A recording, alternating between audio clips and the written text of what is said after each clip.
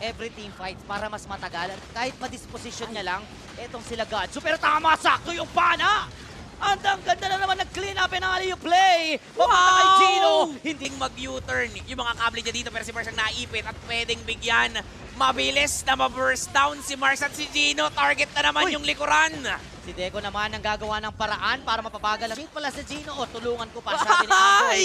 Ayan na naman yung combo nila. Makakatras si Godzu. Pero hahanapin siya ng patalim. Dito ni Gino. Talon ni Flair. Crush with a flicker in the dark wave. Siya yung magiging kapaliton. Godzu with a clean up.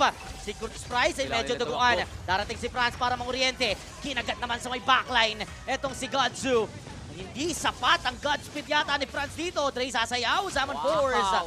Isang second tier turret na lang. Oh no, dalawang Naman. pala. Natitira pero si Geno sobrang tapang. Lalim. Napasobra.